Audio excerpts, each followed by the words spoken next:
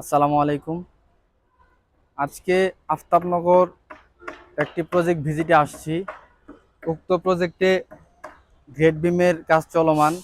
Grade বিমের rod binding কাজ সম্পন্ন হয়েছে, এখন শাটারিংয়ের কাজ চলছে। উক্ত প্রজেক্টের মালিক জানিয়েছেন প্রজেক্টে ভিজিট করার জন্য।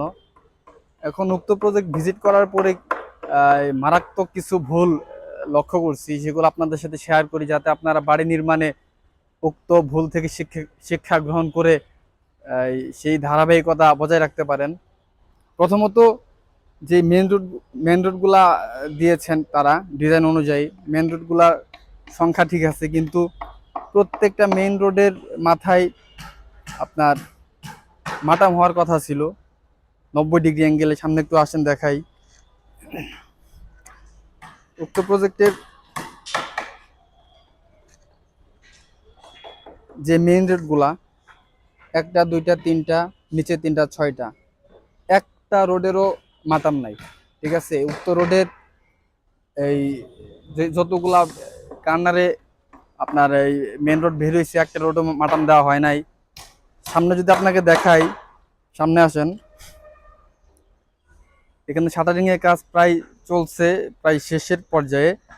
এখন আমরা উপরে যে মেইন রোডগুলার যে ল্যাপিং জোনগুলা ঠিক নাই।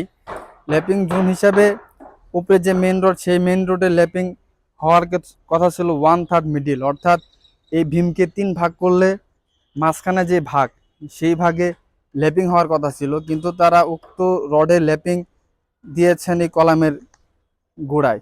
ঠিক আছে, এটা সম্পূর্ণ ভুল। এটা অবশ্যই ল্যাপিং হবে কলামের গোড়াতে। আর একটা বিষয় যদি আপনাদের দেখাই, beam column joint, beam column joint একটু দেখেন। এই ভীম কলাম জয়েন্টে আপনার কলামে যে রিংয়ের স্পেসিং, সেই রিংয়ের স্পেসিং অনুযায়ী রিং হওয়ার কথা ছিল, কিন্তু এখানে দেখতে পাচ্ছেন আপনারা রিং দিয়েছে একটা, এখানে হওয়ার কথা ছিল কমপক্ষে 3টা। এই বিষয়টা খুব ভালোভাবে লক্ষ্য করতে হবে। আনুষঙ্গিক অনেক কিছু আছে যেগুলা আসলে লক্ষ্য না রাখলে দেখা যায় বাড়ি নির্মাণে পরবর্তীতে 10 বছর 15 বছর পরে একটা হেসেল হতে পারে।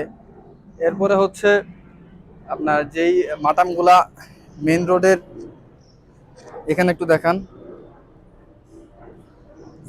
এইখানে যে মেন রোড চলে গেছে, সেখানে একটা রোডেরও 90 ডিগ্রি অ্যাঙ্গেলে মাটাম হওয়ার কথা ছিল, সেই মাটাম দেওয়া হয় নাই। ভীম কলাম জয়েন্টে আপনার কমপক্ষে 3টা রিং হওয়ার কথা ছিল, সেখানে হয় নাই। আপনার ল্যাপিং জোন, ভীমের যে ল্যাপিং জোন, সবসময় ল্যাপিং এই কমপ্লেকশন জোনে ল্যাপিং হওয়ার কথা, কিন্তু ওনারা টেনশন জোনে ল্যাপিং প্রোভাইড করেছেন। এগুলা সম্পূর্ণ এই ডিজাইন বহির্ভূত কাজ। অতএব আপনারা যখন বাড়ি নির্মাণ করবেন, অবশ্যই একজন দক্ষ ইঞ্জিনিয়ার ধারা প্রত্যেকটা ধাপে ধাপে অনুসরণ করার চেষ্টা করবেন। তাদেরকে জানাবেন, তারা যেন মাঝে মাঝে প্রজেক্টটা ভিজিট করে। এতে কি হবে, যে আপনার কষ্টের উপার্জিত যে টাকা, সেটা বিফলে যাবে না।